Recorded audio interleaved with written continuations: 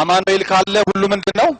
አማን ነው የምንሰማው የምናየው የምናልፍበት የገጠመን ነገር በራሱ ደህና ላይሆን ይችላል በራሱ አማን ላይሆን ይችላል ግን ሁሉን ደህና የሚያደርግ የሞተውን የሚያስነሳ የሌለውን ወደ መኖር ማምጣት የሚችል ትላንትናም ዛሬም እስከ ለዘላለም ያው የሆነው የናዝሬቱ ኢየሱስ ዛሬም ሕያው ስለሆነ ከሱ የተነሳ አማን ነው ሃሌሉያ ክብር ለኢየሱስ ይሁን ስለዚህ እስቲ በጣም ፈገግ ባለፊት ነቃ ባለ መንፈስ አጠገባችሁ ያለውን ሰው በደንብ በማየት እንኳን ደህና መጣህ ያላችሁ ሲሰላምታ ተለዋውጡ ፈታ ባለ መንፈስ አሁን የእግዚአብሔር ያምላካችንን ቃል ነው የምንሰማው ሃሌሉያ የሚወደን አባታችን የሚያፈቅረን አባታችን ስለኛ ግድ የሚለው አባታችን የኛ ነገር የሚያሳስበው አባታችን እግዚአብሔር ያውዱ ጌታችን ስለኛ በመስቀል ላይ አንድ ልጁን አሳልፎ በመስጠት ፍቅሩን የገለጠልን ውዱ መድኃኒታችን ድምጹን የሚያሰማበት ሰዓት ነው ሃሌሉያ ስለዚህ ሰው እንዴት ነው አንዳንዶቻችን አግብተን ያለን በጋብቻ ውስጥ ያለን በደንብ ይገባናል በጮኝነት ውስጥም ያላችሁ በደንብ ይገባችኋል ያቀባበላችሁም እንደዚሁ ይገባችኋል ኢየሱስ ጌታ ነው ከሚያፈቅራችሁ ሰው ከምትወዱት ሰው የመጣላችሁን ነገር ለመስማት ለማንበብ እንዴት ነው የምትጓጉት እንዴት ነው ደስ የሚለው በጣም ደስ ይላል አይደል የእግዚአብሔር ያምላካችንን ድምጽ መስማት ደግሞ የወዳጃችንን ድምጽ መስማት እሱ ለኛ የላከልንን የፍቅር ደብዳቤ ደግሞ ማንበብና ማድመጥ ምን ያህል ደስ ያሰኛል ሃሌሉያ ስለዚህ የወዳጃችን ድምጽ ስለሆነ የሚሰማው የውሸታሙ የሰይጣን ድምጽ በጌታ በኢየሱስ ስም ይወጋል የሱን ድምጽ አንሰማም የነፍሳችንን ድምጽ አንሰማም ሁኔታ አይታ በሁኔታ ወለድ መረጃ ይዛ ምታውከልን ነፍሳችንን አንሰማም ነገር ግን ሰማይና ምድር ዓለማት የተፈጠሩበት እውነተኛውን የማይለወጠውን የማይሻረውን ሃሌሉያ የእግዚአብሔርን በጎ ፈቃድና ሐሳብ መፈጸም የሚችለውን የእግዚአብሔርን ቃል ምን እናደርጋለን እንሰማለን እሱን እናምናለን ሃሌሉያ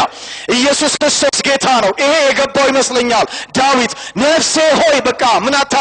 አታውቂኝ ዝም በይ እግዚአብሔርን ምን ላድርገው ላመስግነው አንቺ ሁኔታ ወለድ መረጃ ይዘሽ ነው ምትጎተጉትኝ ተኝ በቃ አላት እግዚአብሔርን ምን ላድርገው ላመስግነው ነፍሴ አታውቂኝ ስለዚህ ነፍሳችንን አንሰማም እውነተኛውን አምላክ ግን ጌታን እንሰማለን ሃሌሉያ ክብር ለኢየሱስ ይሁን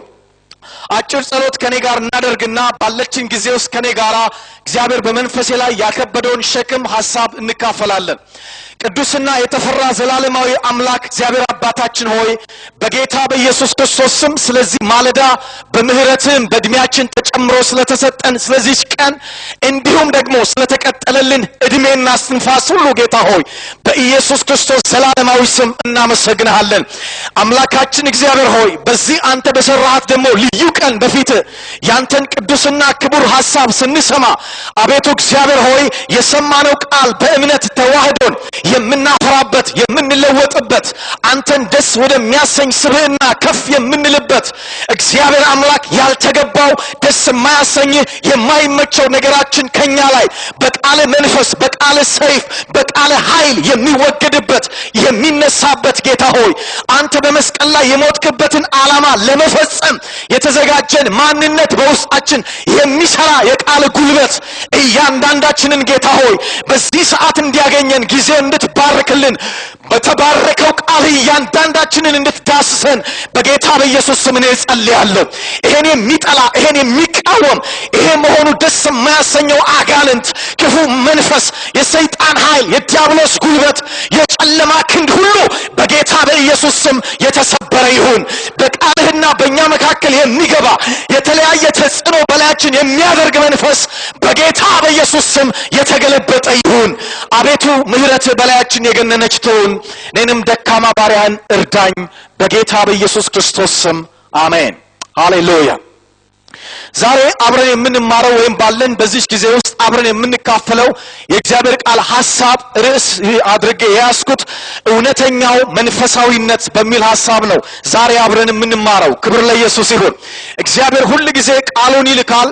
ቃሉን በላከልን ልክ ደግሞ ከማይገባ ነገር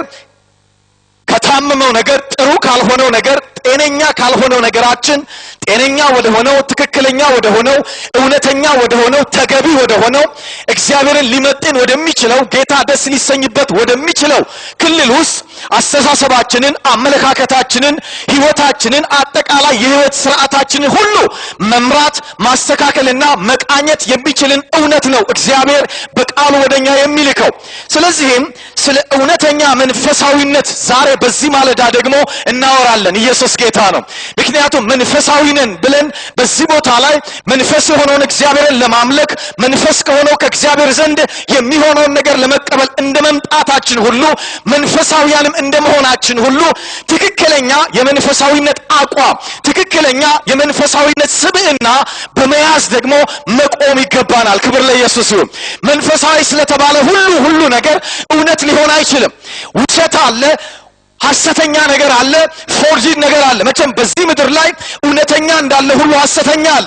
ትክክለኛ መንፈስ እንዳለ ሁሉ ሐሰተኛ መንፈስ አለ ስለዚህ መንፈሳዊነት ስንል እውነተኛ ከእግዚአብሔር የሆነ በቃሉ ላይ የተመሰረተ መንፈሳዊነት እንዳለ ሁሉ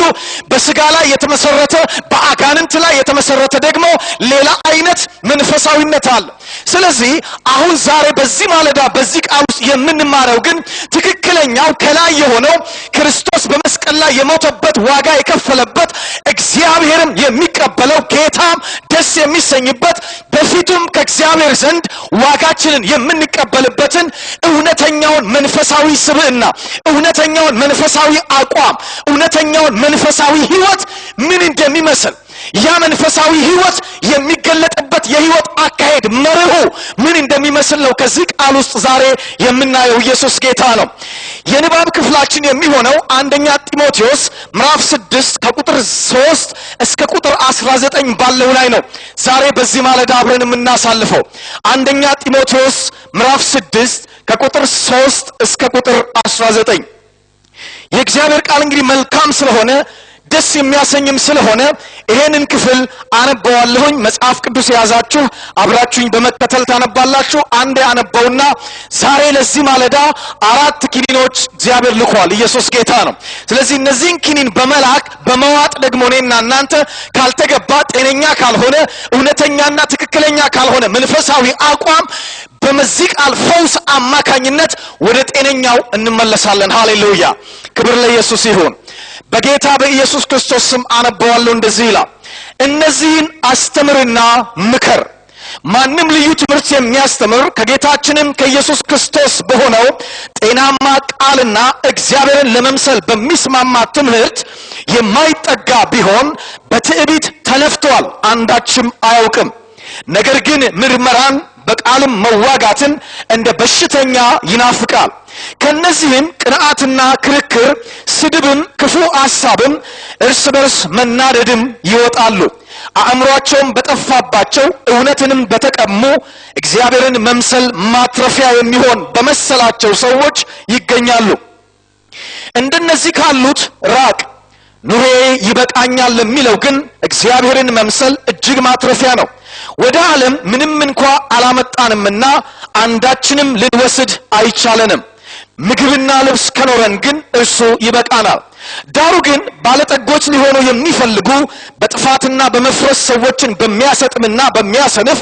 በሚጎዳም በብዙ ምኞትና በፈተና በወጥመድም ይወድቃሉ ገንዘብን መውደድ የክፋት ሁሉ ስር ነውና አንዳንዶችም ይህን ሲመኙ ከሃይማኖት ተሳስተው በብዙ ስቃይ ራሳቸውን ወጉ አንተ ግን የእግዚአብሔር ሰው ሆይ ከዚህ ሽሽ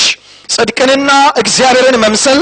እምነትንም ፍቅርንም መጽናትንም የዋህነትንም ተከታተል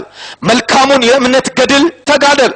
የተጠራህለትንም በብዙ ምስክሮች ፊት በመልካም መታመን የታመንክለትን የዘላለምን ሕይወት ያዝ ሁሉን በሕይወት በሚጠብቅ በእግዚአብሔር ፊት በጴንጤናዊውም በጲላጦስ ዘንድ መልካሙን መታመን በመሰከረ በክርስቶስ ኢየሱስ ፊት አዛለሁ ጌታችን ኢየሱስ ክርስቶስ እስኪገለጥ ድረስ ያለ እድፍ እና ያለ ነቀፋ ሆነ ትእዛዙን ጠብቅ ያንም መገለጡን በራሱ ጊዜ ብፁዕና ብቻውን የሆነ ገዢ የነገስታት ንጉስና የጌቶች ጌታ ያሳያል እሱ ብቻ የማይሞት ነው ማንም ሊቀርበው በማይችል ብርሃን ይኖራል